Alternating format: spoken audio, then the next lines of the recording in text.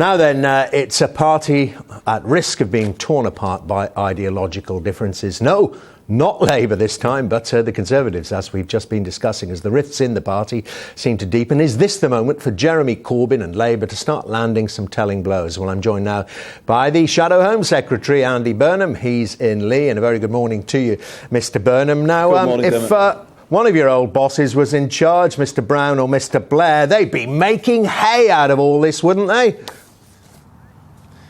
And we are, because Jeremy Corbyn, rightly in his response to the budget, focused on this issue. And I think one thing I would say this morning, the first thing to say, Dermot, is that amidst all of the political intrigue, people should remember that there are hundreds of thousands of disabled people here very worried about their future. And that is why Owen Smith, the Shadow Work and Pension Secretary, was absolutely right yesterday to say the very first act of the new Secretary of State for Work and Pensions must be to come to the Commons tomorrow and say that these cuts to personal independent payment are being dropped.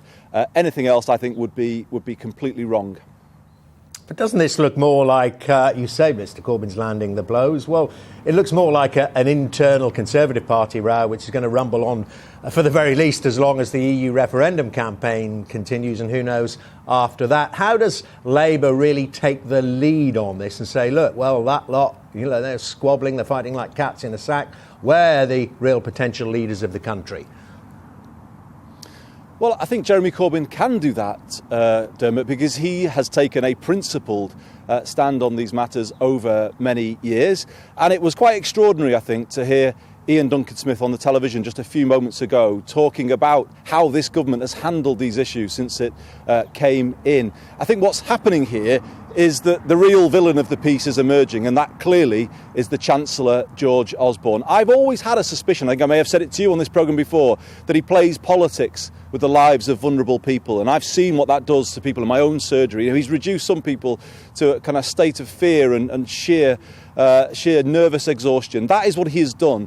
And I think we're understanding now why that has happened, that he's made arbitrary cuts to benefits that even Ian Duncan-Smith in the end couldn't support. I don't think he emerges without blame from this, but I think the real villain is George Osborne. They've played politics with the lives of vulnerable people, and as Ian Duncan-Smith has just said, the idea that this is a government that promotes we're all in it together is now completely demolished. But I mean, you know better than I do, almost lesson one from the politics playbook is that to accuse another party or a government of disunity is to have a united party yourself. Now, with the best will in the world, Mr Burnham, that is not the Labour Party at the moment.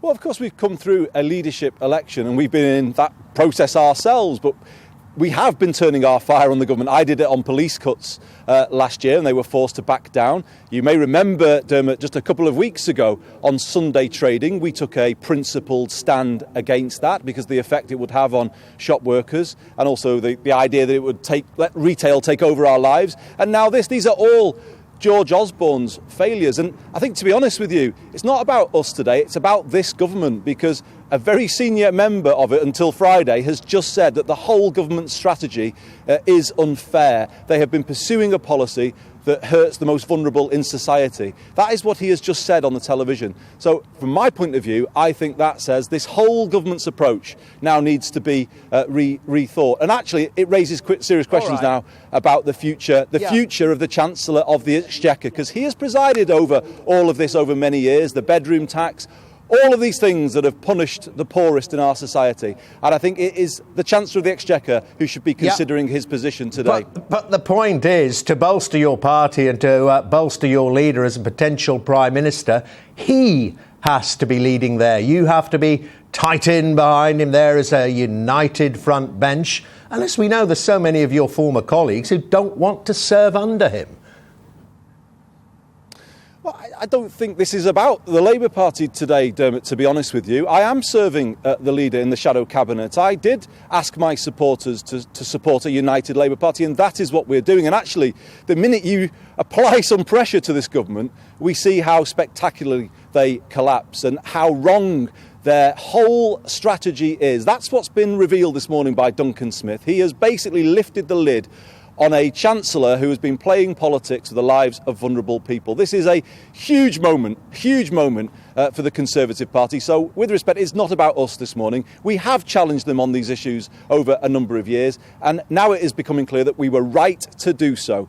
because they are inflicting real pain on people for internal political reasons, and that cannot be allowed to carry on. There must be a major change of course from this government when it comes to issues of public spending, and I feel that this Chancellor of the Exchequer has now run out of road. Right. His strategy has been exposed, and I don't think the country will accept it. Well, one issue which you will accept is definitely about us, about you, about the Labour Party, is ostensibly you're united on the issue of staying within the European Union. And what's this about you? If you were going to have a bet, you'd have a bit of money on a Brexit.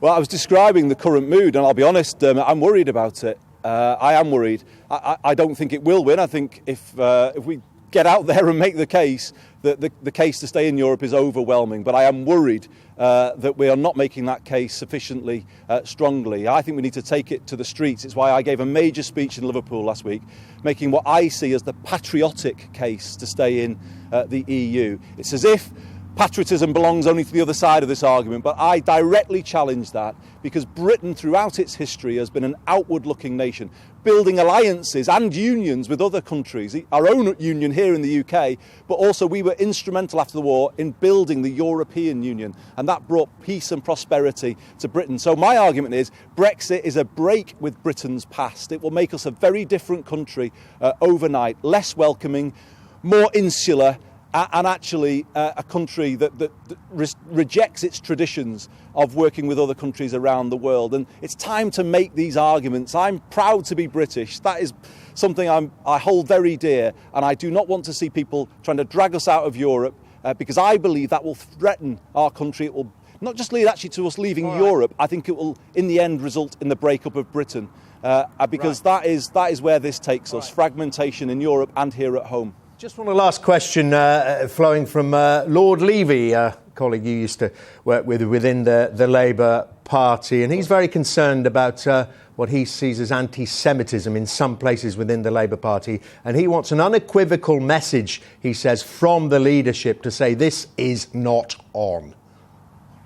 Well, of course, he's absolutely right to say that. There can be no suggestion whatsoever, and there isn't, to be honest. There's nobody I've ever met in the people I've met in the Labour Party has any truck whatsoever with racism. If there are people who've recently joined who've put out views of this kind, they must be immediately expelled, in my view. And as you say, the strongest possible statement made to clear up any suggestion. But to be honest, Jeremy Corbyn has fought against racism all of his political life. He rejects it with every bone in his body, and I wouldn't expect anything less than that. That strong statement will be made.